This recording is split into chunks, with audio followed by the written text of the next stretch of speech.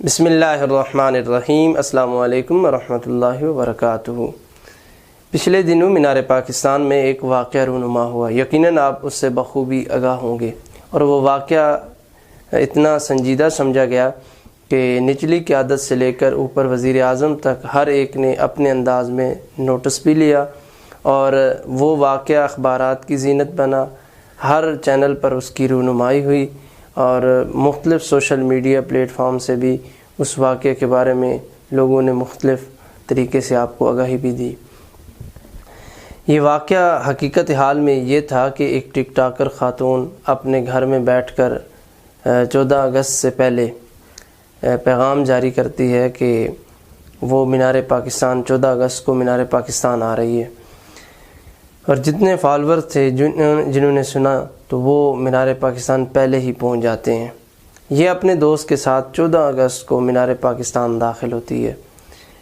پہلے 1-2 دوست کے ساتھ، پھر 3 4 5 7 یوں ہجوم بڑھتا گیا، سیلفیاں، ویڈیوز یہ کریٹ ہوتے رہے، اور اس کے بعد جب ہجوم بڑھا تو ظاہر ہے اس میں سارے اس کے چاہنے والے تھے، فالور تھے، تو ہر ایک نے سیلفی لینے کی، آگے بڑھ کر تصویر بنانے کی، ویڈیو بنانے کی کوشش کی۔ یوں مذاق میں بات بڑھتی گئی، اور کسی نے یوں اوپر اٹھا کے اس کو اچھالنا شروع کر دیا، کسی نے ہاتھ پکڑ کر کھینچا، کسی نے بازو، اور یہاں تک کہ اس کے کپڑے بھی یوں پھاڑ دیے گئے۔ اور پھر یہ واقعہ یوں ختم ہو جاتا ہے۔ اگلے دن آ کر وہ انسٹاگرام پہ اپنی تصویر اپلوڈ کرتی ہے ویسے کہ 14 اگست کے وزٹ کی۔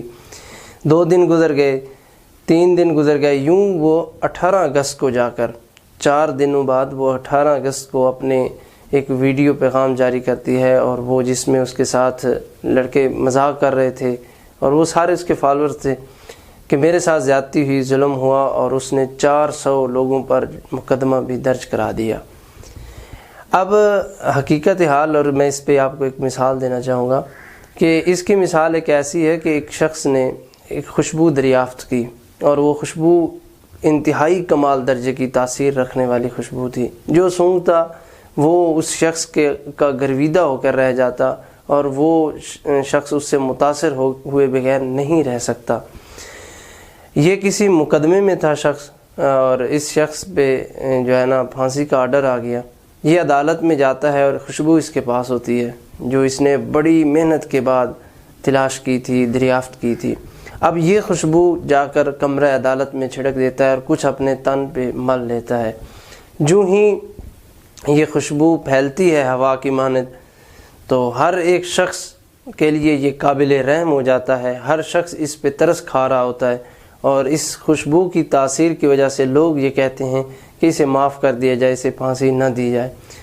ظاہر ہے اس خوشبو کا اثر جو جج تھا اس پر بھی پڑتا ہے، اس کی پھانسی کی سزا معاف ہو جاتی ہے۔ یہ واپس آتا ہے، اور اسے اندازہ ہوتا ہے کہ یہ خوشبو تو بڑی کمال کی ہے، اور اس میں تو بڑی تاثیر ہے، اور اس سے لوگ گرویدہ ہوتے ہیں، لوگ نزدیک آتے ہیں، فالوئنگ بڑھتی ہے، لوگوں کی محبت کا جو ہے بندہ حقدار بنتا ہے اس خوشبو سے۔ اس نے نا ساری خوشبو اپنے تن پر مل لی، ساری خوشبو اپنے جسم کے اوپر انڈیل لی۔ جب یہ ساری خوشبو اس نے انڈیل لی، اور اس کے دل کے اندر یہ تھا کہ چاہت میری بڑھ جائے گی، لوگ قریب آنا شروع ہو جائیں گے، ایک میرا حلقہ احباب ہو جائے گا۔ یہ کام کاج کے لیے جب باہر نکلتا ہے، کام میں مصروف ہوتا ہے، ایک شخص جب قریب سے گزرتا ہے تو وہ اس کے قریب بیٹھ جاتا ہے، آگے وہ خوشبو آگے جانے کی اجازت ہی نہیں دیتی۔ دوسرا آ کے، تیسرا، یوں ہجوم بڑھتا گیا، بہت سارے لوگ، اور وہ خوشبو ایسی تھی کہ لوگ یہ چاہتے تھے کہ اس شخص کو کھا لیا جائے، یا اس شخص کو اپنے تن کا حصہ بنا لیا جائے۔ لوگ بڑھتے گئے، لوگ کوئی مطلب دیکھیں نا، لوگ مزید قریب آنا چاہتے تھے۔ اسی سلسلے میں لوگ اس کے قریب بڑھتے گئے، کسی کا ہاتھ لگا، کسی نے ہاتھوں سے کھینچا، کسی نے بال پکڑے۔ یوں کچھ دیر بعد وہ شخص خون آلود ہو کر دور ایک ڈھیر پر پڑا ہوا تھا۔ لوگوں کا ہجوم تھا، لوگ قریب آنا چاہتے تھے، یہ ہاتھا پائی کی وجہ سے وہ لوگوں کے ہاتھوں کا شکار ہو کر وہ دور مٹی میں پڑا ہوا تھا۔ اس کی مثال ایسی ہے۔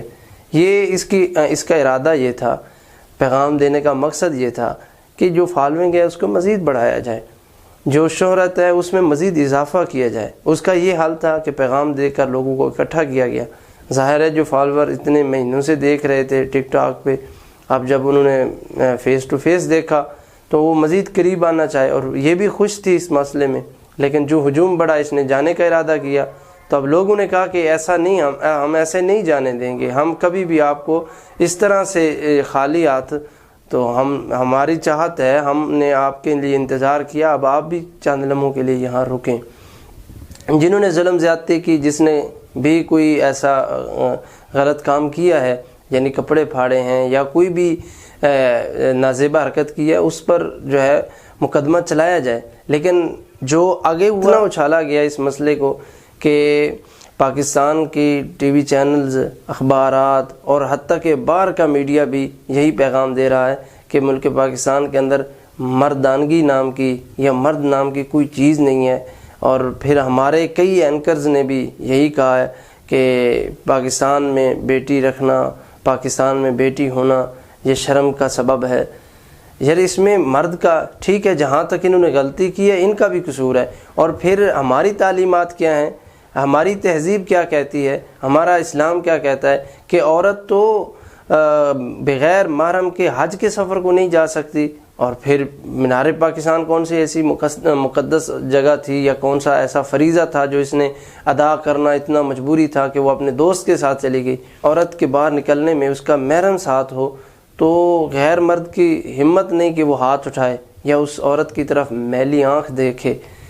لیکن جب آپ خود ہی شمع محفل بننا چاہیں تو پھر یہ واقعات پیش آتے رہتے ہیں، اور آپ کو یہ بات بھی ضروری ہے سمجھنے کے لیے کہ یہ واقعہ کوئی اتنا اہم نہیں تھا۔ افغانستان اور باقی جتنے بھی مسائل تھے ان سب کو پس پردہ ڈال کر، اور پھر محرم الحرام شریف کا یہ مہینہ، اس کے اندر اتنے نفوس قدسیہ کی قربانیاں، لیکن سب کو جو ہے نا پس پردہ ڈال کر ایک خاص واقعہ کی طرف ہر ایک کی توجہ مبذول کرائی گئی۔ اور پھر باہر کا میڈیا بھی زور و شور سے پاکستان اور پاکستان کے نام کو یوں استعمال کر رہا ہے جس طرح کہ اس کے اندر کسی عورت کے حق کی کوئی پاسداری نہیں کی جاتی اور کسی عورت کا کوئی حفاظت کرنے والا نہیں ہے۔ یہ میرا پاکستان ہے، اس کے اندر عورتوں کی حفاظت کے علمبردار ان کے شوہر، ان کے باپ، ان کے بھائی، ان کے بیٹے موجود ہیں۔ اللہ آپ کا حامی ناصر۔